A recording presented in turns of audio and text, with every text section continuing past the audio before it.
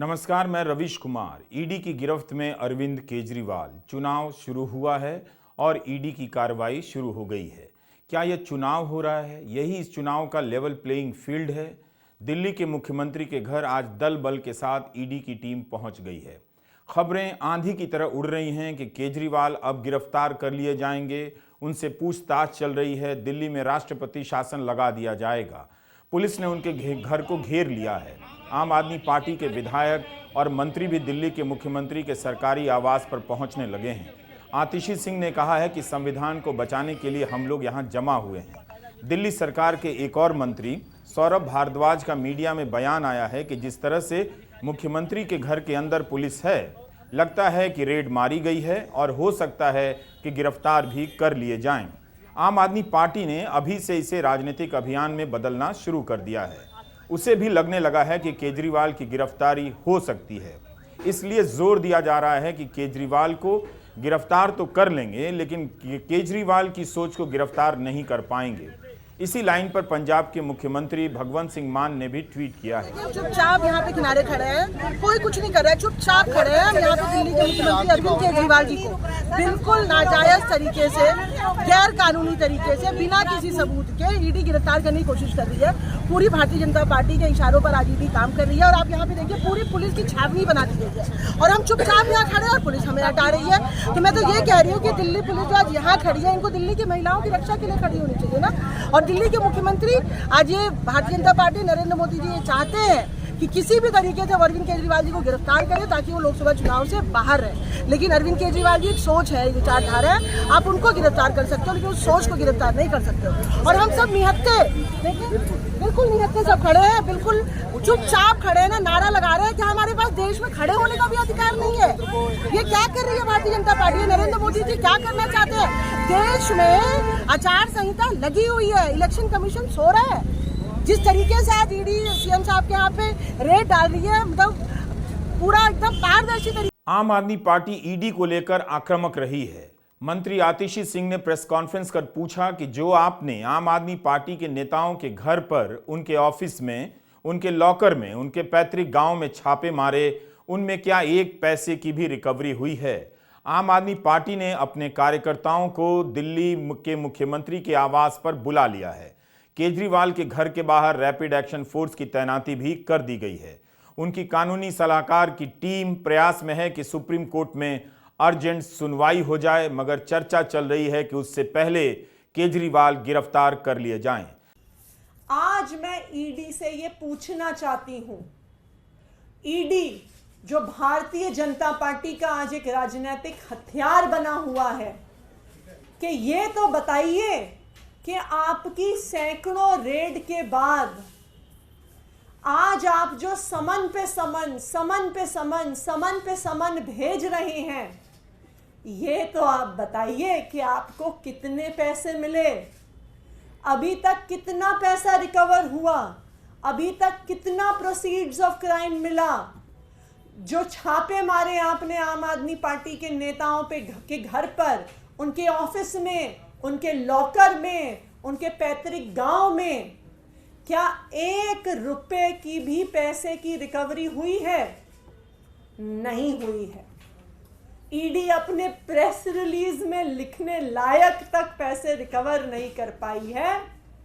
मैं तो ये भी कहूंगी कि जितना पैसा ईडी ने अपनी रेड्स में लगा दिया, उसका खर्चा भी रिकवर नहीं कर पाई होगी ईडी। आज तक 2 साल की इन्वेस्टिगेशन में ना ईडी को, ना सीबीआई को, सैकड़ों अफसर लगाने के बाद, हजारों रेड करने के बाद, 1 रुपया भी आम आदमी पार्टी के किसी नेता से, किसी मंत्री से अभी तक नहीं मिला है। और यही कारण है कि आम आदमी पार्टी के नेता बहादुरी से डटे हुए हैं भारतीय जनता पार्टी और उनके राजनीतिक हथियार ईडी के सामने।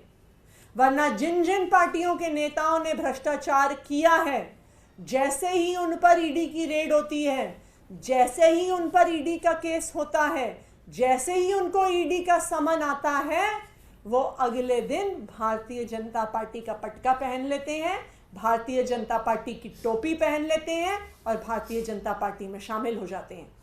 फिर ईडी जाके कोर्ट में हाथ जोड़ के कहती है जी हम केस बंद कर रहे हैं, हमारे कागज खो गए, हमारी फाइलें खो गई, हमारे पास कोई सबूत नहीं है। शाम से ही केजरीवाल के सरकारी आवास के बाहर पुलिस की भारी तैनाती की गई है। लोहे के बैरिकेड लगा दिए गए हैं और अंदर जाने वाले हर व्यक्ति की शिनाख्त की जा रही है। आपको याद होगा, दिल्ली के मुख्यमंत्री बनते ही केजरीवाल के प्रधान सचिव राजेंद्र कुमार के दफ्तर में छापा पड़ा। सीबीआई ने छापे मारे, तब मामला संसद में उठा। सरकार को सफाई देनी पड़ी कि मुख्यमंत्री के दफ्तर में छापा नहीं पड़ा है। उस समय यह बहुत बड़ी बात थी कि मुख्यमंत्री के दफ्तर में छापा पड़ गया है। आम आदमी पार्टी ने आरोप लगाया था कि मुख्यमंत्री के दफ्तर को क्यों सील किया गया था। इसी तरह अगस्त 2019 का समय याद कीजिए। शाम का वक्त था, टीवी कैमरे पर सब कुछ लाइव चल रहा था। पी चिदम्बरम का घर था। सीबीआई के अफसर दीवार फांद रहे थे, जबकि सीधे रास्ते से जा सकते थे। मगर इस तरह का दृश्य रचा गया कि देखने में वो भयानक लग रहा था। चिदम्बरम को 100 दिनों से ज्यादा जेल में बंद कर दिया गया। इसी तरह का मंजर आज कुछ देखने को मिल रहा है। केजरीवाल की सरकार और उसके मंत्री हमेशा ही एजेंसियों की निगाह में रहे हैं। इसी तरह झारखंड के मुख्यमंत्री हेमंत सोरेन को गिरफ्तार कर लिया गया। अब केजरीवाल पर गिरफ्तारी लटक रही है, कभी भी हो सकती है। आज दिन में केजरीवाल को दिल्ली हाईकोर्ट का दरवाजा खटखटाना पड़ा। कहा कि जांच में सहयोग के लिए तैयार हैं, मगर गिरफ्तारी रोकी जाए। ईडी ने कहा हमारे पास केजरीवाल के खिलाफ काफी सबूत हैं, इसलिए हम उन्हें पूछताछ के लिए बुला रहे हैं। तब कोर्ट ने कहा कि अगर आप केजरीवाल को नहीं बता रहे हैं कि किन कारणों से बुला रहे हैं, तो हमें दिखाइए आपके पास किस तरह के सबूत हैं। देखिए, हम अभी अपने लीगल ऑप्शंस तो बिल्कुल कंसिडर करेंगे, लेकिन ये एक बहुत बड़ी विक्ट्री है कि ईडी के इतने विरोध के बावजूद भी हाईकोर्ट ने केस को डिसमिस नहीं किया। मुझे नहीं लगता कि आज तक किसी भी मैटर में ईडी को लाके अपने कागज तक दिखाने पड़ गए, सारा सबूत भी दिखाना पड़ गया कोर्ट में, लेकिन उसके बावजूद हाई कोर्ट ने हमारी इंटरिम रिलीफ की एप्लीकेशन को डिसमिस नहीं किया। बाकी और क्या लीगल ऑप्शंस हैं हम ज़रूर एक्सप्लोर करेंगे, लेकिन आज ये साबित हो गया कि जज साहब ने जब सारे कागज देख लिए तो उनको समझ में आ गया कि ईडी की बात सुनने लायक नहीं है। दिल्ली शराब नीति का जांच का मामला 2 साल से चल रहा है। ईडी ने केजरीवाल को 9 बार समन भेजे, केजरीवाल हाजिर नहीं हुए। उसकी वैधता को कोर्ट में चुनौती देते रहे, मगर अब लगता है कि केजरीवाल गिरफ्तार कर लिए जाएंगे। यह कोई सामान्य समय नहीं है। केजरीवाल ने हाईकोर्ट में पहले ही सारे समन की संवैधानिकता को चुनौती दी है, जिस पर 22 अप्रैल को सुनवाई होनी है। कोर्ट ने उनकी याचिका को रिजेक्ट नहीं किया है। केजरीवाल की याचिका पर जवाब देने के लिए ईडी को 2 हफ्ते का समय दिया गया है और जो भी जवाब आएगा उस पर केजरीवाल ने जवाब देने के लिए 1 हफ्ते का समय मांगा है। इस हिसाब से अगली सुनवाई की तारीख 22 अप्रैल को रखी गई है, लेकिन उसके पहले ही उनके घर को घेर लिया गया। गिरफ्तारी की अफवाहें उड़ रही हैं और सच बताई जा रही हैं कि कभी भी हो सकती है। क्या जांच के नाम पर जांच एजेंसियों के इस्तेमाल से विपक्षी दलों को इस तरह खत्म कर दिया जाएगा? क्या इस तरह से चुनाव होता है? क्या किसी को भरोसा नहीं कि जनता से समर्थन मिलेगा? क्या प्रधानमंत्री नरेंद्र मोदी को अपनी लोकप्रियता पर भरोसा नहीं है कि वे चुनाव में उतरने से पहले विपक्ष के नेताओं को इस तरह से बंद करा रहे हैं? क्या जनता इतनी भोली है, वह नहीं देख रही है कि ये जांच एजेंसियां कितनी निष्पक्ष हैं? अगर ये निष्पक्ष हैं तो बीजेपी के नेताओं के घर का पता इन्हें नहीं मालूम? हर समय विपक्ष का नेता ही इन जांच एजेंसियों से क्यों घिरा नजर आता है? क्यों चुनाव के मैदान में लड़ाई शुरू होने से पहले विरोधी दलों को निपटाने की कोशिश लगती है? मनीष सिसोदिया पहले से जेल में हैं, कई महीने हो गए। सत्येंद्र जैन कई महीनों से जेल में हैं। संजय सिंह कई महीनों से जेल में हैं। अदालत के हस्तक्षेप और आदेश के बाद संजय सिंह को राज्यसभा के सदस्य के रूप में शपथ दिलाई जाती है। कदम कदम पर नेताओं को रोका जा रहा है, इस तरह से प्रताड़ित किया जा रहा है। केजरीवाल की गिरफ्तारी के बाद इस पार्टी में नेताओं का अकाल पड़ सकता है, पार्टी में घबराहट फैल सकती है। दिल्ली और पंजाब में केजरीवाल बीजेपी को चुनौती दे सकते थे। कांग्रेस के साथ दिल्ली में केजरीवाल का गठबंधन हुआ है। लगता था नहीं होगा, मगर हुआ है। और दोनों गठबंधन, दोनों पार्टियों ने सामूहिक रूप से पोस्टर लगा दिए हैं। अपने उम्मीदवारों के पोस्टर के नीचे लिख दिया है कि यह उम्मीदवार आम आदमी पार्टी का है, मगर इंडिया गठबंधन का भी है। तो क्या इससे बीजेपी घबरा गई? कई महीनों से केजरीवाल की गिरफ्तारी का नाटक चल रहा था। आज उसकी संभावना प्रबल नजर आने लगी है। मीडिया की खबरों में हमें एक जानकारी मिली, अहम जानकारी है जो हम आपको बताना चाहते हैं। 2019 में चुनाव आयोग ने राजस्व सचिव उस समय के अजय भूषण पांडे को पत्र लिखा कि हम मजबूती से सलाह दे रहे हैं कि आपकी जो भी जांच एजेंसियां हैं वो चुनाव के समय निष्पक्ष होनी चाहिए, उन्हें भेदभाव नहीं करना चाहिए। यह पत्र तब लिखा गया था जब विपक्ष से जुड़े नेताओं के यहां छापे पड़ रहे थे।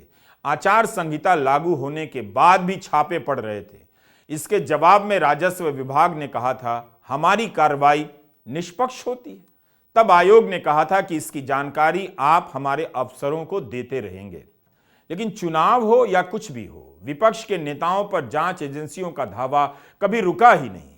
यह एक पैटर्न सा बन गया है। छत्तीसगढ़ में विधानसभा का चुनाव चल रहा था, वहां ईडी सक्रिय हो गई। पड़ोस के राज्य मध्य प्रदेश में चुनाव चल रहा था, वहां ईडी का पता नहीं। कांग्रेस ने चुनाव आयोग से इस तरह की कार्रवाई रुकवाने की तब मांग भी की थी। कर्नाटका कांग्रेस के नेता डीके शिव कुमार को इसी तरह मनी लॉन्ड्रिंग के केस में 1 महीने के लिए जेल में डाल दिया गया। सुप्रीम कोर्ट ने अभी कुछ दिन पहले ईडी के उस केस को ही खारिज कर दिया। पूरा मामला रद्द हो गया। डीके शिव कुमार बरी हो गए। अब यह ट्रैक रिकॉर्ड है इस एजेंसी का। क्या इस ट्रैक रिकॉर्ड से यह एजेंसी दावा कर सकती है कि इस वक्त वो निष्पक्ष कार्रवाई कर रही है? क्या आपने कभी भी सुना है कि बीजेपी के बड़े नेताओं के घर पर इस तरह से ईडी की टीम पहुंची है, आयकर विभाग की टीम पहुंची है, पुलिस ने घेर लिया है? कर्नाटका में भ्रष्टाचार के आरोप लगे, पार्टी इस मुद्दे पर चुनाव हार गई। चुनावी चंदे के बॉन्ड में तरह तरह के पर्दाफाश हो रहे हैं। बड़ी बड़ी कंपनियां बीजेपी को 100 करोड़, 200 करोड़, 300 करोड़ का चंदा दे रही है। क्या ईडी ने कोई जांच की? ईडी के छापे के बाद ही कई कंपनियों ने करोड़ों का चंदा दिया है। इस तरह की मीडिया रिपोर्ट, अनेक मीडिया रिपोर्ट प्रकाशित हो चुकी है। इस तरह तरह के गंभीर सवाल खड़े हो रहे हैं। दिख रहा है कि ईडी के छापे के डर से कंपनियां चंदा दे रही हैं। दिख रहा है कि ईडी का छापा पड़ने के बाद विरोधी दल के नेता बीजेपी में चले जा रहे हैं। इसकी जांच कौन करेगा? जब इस तरह से विपक्ष के नेता जेल में डाल दिए जाएंगे, तब इस चुनाव का क्या मतलब रह जाएगा? क्या हम कुछ और भारत अभी से देख रहे हैं? क्या इस खेल में आप जनता भी शामिल हैं? क्या जनता को पता भी है कि इस तरह की कार्रवाई का क्या मतलब रह जाएगा? ऐसा लग रहा है चुनाव से पहले विपक्ष के सभी नेता जेल की सलाखों के पीछे होंगे। कांग्रेस पार्टी का बैंक अकाउंट बंद कर दिया है। पार्टी ने बेहद गंभीर आरोप लगाए हैं कि आयकर विभाग के अधिकारी बैंक चले गए, मैनेजरों से जबरन खाते से पैसा ट्रांसफर करा लिया। ऐसा कब हुआ है? आपने कभी सुना है? सरकार किसी पार्टी के खाते से खुद पैसा ट्रांसफर करा ले, क्या यह आरोप सामान्य है? क्या आपके कान नहीं खड़े हो जाने चाहिए? जब तक यह वीडियो हो सकता है आप तक पहुंचेगा, क्या पता केजरीवाल गिरफ्तार कर लिए जाएं। YouTube में चैनलों की तरह लाइव अपडेट करने की सुविधा नहीं है, तब यह वीडियो पुराना हो जाएगा। मगर हमारा सवाल कभी पुराना नहीं होगा। यह कैसा चुनाव है? क्या यही चुनाव है? 2024 का चुनाव मतदान से पहले क्या किसी और तरह से संपन्न कराया जा रहा है? केजरीवाल गिरफ्तार कर लिए जाएंगे, कई तरह की कहानियां बना दी जाएंगी। 21 मार्च का दिन और इसकी शाम कैसी है? एक पार्टी का खाता जब्त है, एक राज्य का मुख्यमंत्री घर में बंद है। बीजेपी आपको आपातकाल की याद दिलाती रहती है। आप भी गजब हैं। भारत के लोकतंत्र पर जो काल नाच रहा है, वो नाच देखकर भी नहीं देख रहे हैं। रात लंबी हो सकती है, केजरीवाल जेल में हो सकते हैं। स्टेट बैंक ने चुनावी चंदे का जो डिटेल दिया है उसकी खबरें इस गिरफ्तारी की आंधी में उड़ सकती हैं, उड़ जाएंगी। वैसे भी चुनावी चंदे के इस घोटाले को जनता तक नहीं पहुंचने दिया गया।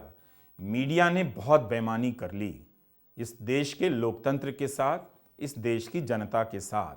अब यही खबर घर घर पहुंचेगी। विपक्ष भ्रष्ट है, विपक्ष के नेता जेल में हैं, चुनावी मैदान खाली हैं, एक ही नेता हैं, वही लोकप्रिय हैं, वही विकल्प हैं, वही भविष्य हैं, वही वर्तमान हैं, बाकी सब अतीत।